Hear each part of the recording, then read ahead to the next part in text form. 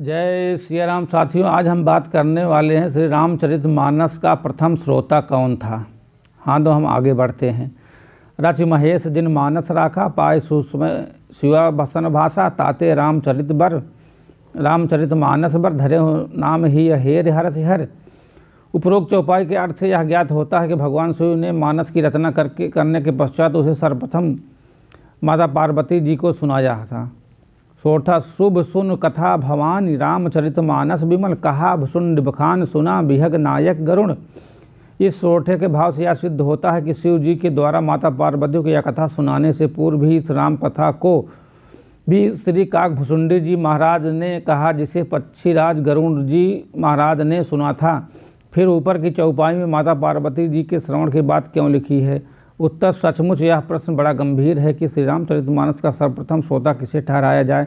मानस के रचयिता शिव जी हैं, यह बात तो बिल्कुल निर्विवाद है, परंतु उन्होंने मानस की रचना करने से पहले सर्वप्रथम उसे काकभुसुंडी जी को प्रदान किया अथवा माता पार्वती जी को सुनाया। इसी विषय पर विचार करना, इस बात का निर्णय करने के लिए जब हम सब संपूर्ण मानस ग्रंथ छानबीन करते हैं तो यही पता चलता है कि शिव जी ने जिस समय यह कथा माता पार्वती जी को सुनाई थी उसके प्रथम ही स्वयं नीलगिरी पर्वत पर काकभुसुंडी जी ने आश्रम में जाकर हंस रूप में उस कथा को सुनाए थे।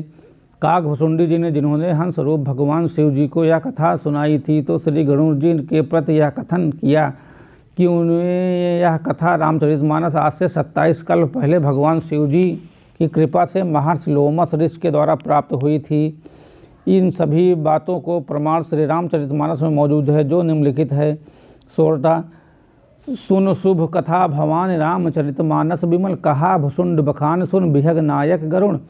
सो संवाद उदार जहि भा आगे कहब, सुनहु राम अवतार चरित परम सुंदर अग्न।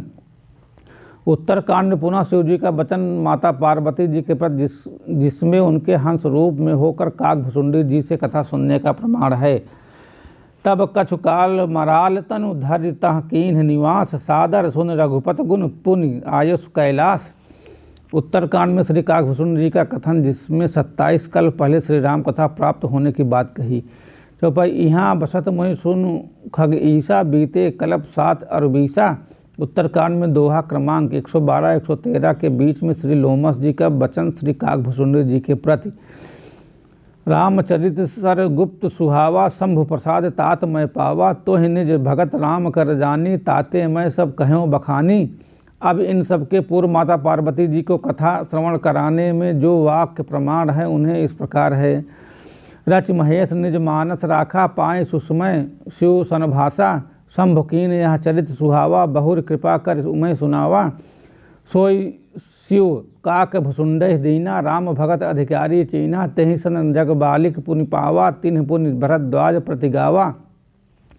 इन चौपाइयों में सिन शिव सन भाषा और उमह सुनावा के पश्चात सोई शिव काकभुसुंडे दीना पढ़ने में यह अनुमान होने लगता है कि पहले पहल माता पार्वती जी को ही यह श्री राम कथा रूपी महाप्रसादी प्राप्त हुई थी। इसलिए उन्होंने विरोधाभास का निराकरण करने के लिए दो बातों का आधार दिखलाते हुए निर्णय लिया जा रहा है कि ये दोनों बातें निम्नलिखित हैं।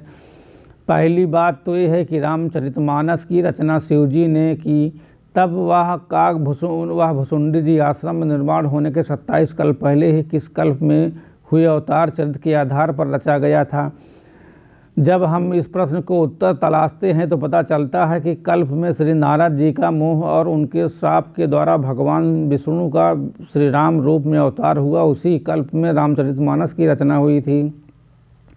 इसका प्रमाण उत्तरकांड की चौपाइयों में है, जो मानस के मुख्य हृदय में है एवं जिनमें काकभुसुंडी द्वारा श्री गरुड़ जी को पूरा रामचरितमानस सुनाने की बात वर्णित है।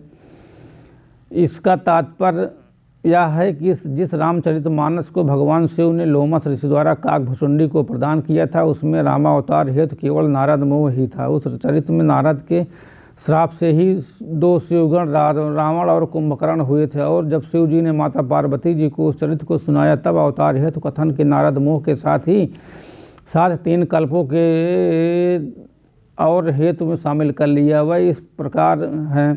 जय और विजय रावण व कुंभकर्ण होना, दूसरा जलंधर राक्षस का रावण होना, तीसरा राजा भानुप्रताप और उनके भाई अरिमर्दन का रावण और कुंभकर्ण का होना। बालकांड में 4 कल्पों के चारों हेतु का प्रमाण मौजूद है। अतः निष्कर्ष यह निकलता है कि भगवान शिव ने रामचरितमानस को नारद मोह के हेतु से हुए अवतार काल में ही रचकर निज मानस में रख लिया था।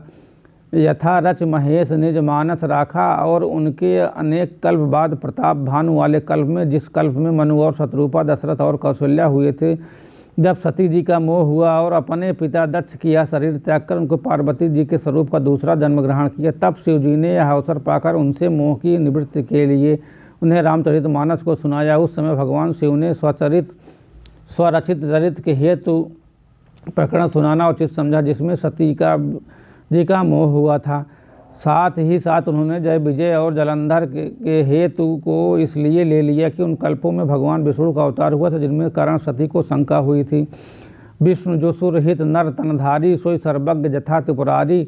अतः श्री शिव जी को उनकी यह शंका भी निवृत्त करनी थी। अब यह स्पष्ट होना चाहिए कि यह कथा श्री काकभुसुंडी जी को माता पार्वती जी के श्रवण काल को 27 कल्प पहले ही लोमस ऋषि द्वारा प्राप्त हो चुकी थी। उसी कथा को श्री काकभुसुंडी जी महाराज ने नीलगिरी पर्वत पर, जिसके 1 योजन तक चारों ओर माया नहीं व्याप्ति थी, सदैव कथन किया करते थे, और गरुड़ जी ने शिव जी के उपदेश से उनके पास जाकर वही कथा श्रवण की थी। सती जी के शरीर त्याग के कारण समय उनमें वियोग हो जाने के कारण एक बार शिव जी ने भी नीलगिरी पर्वत जाकर अपने द्वारा प्रदान की गई श्री राम कथा को बड़े प्रेम से सुना था, और उसी का हवाला माता पार्वती जी को दे रहे हैं।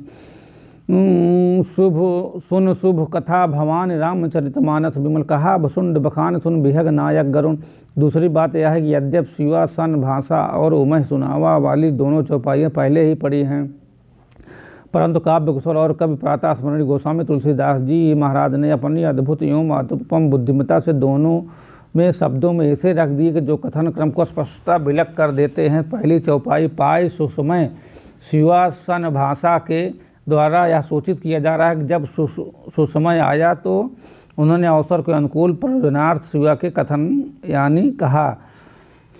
इसी प्रकार दूसरी चौपाई में बहुर शब्द देकर बहुर कृपा कर उमय सुनावा, इसमें यह संकेत किया गया है कि बहुर अर्थात पुनः सर्वप्रथम नहीं, कृपा करके मोह निवृत्त के लिए माता पार्वती जी के समय अनुसार सुनाया। अतः वाक्यों का समन्वय होकर यह सिद्ध हुआ कि भगवान शिव जी ने निज चरित रामचरितमानस काकभुसुंडी जी महाराज को लोमस ऋषि जी के द्वारा पहले ही प्रदान किया गया था, और पार्वती जी को उनके पीछे अवसर पाकर सुनाया। बोलिए सियावर रामचंद्र की जय, उमापत महादेव की जय, पवन सुत हनुमान की जय। जय सिया राम सीताराम। वीडियो अच्छी लगी हो तो चैनल को सब्सक्राइब जरूर।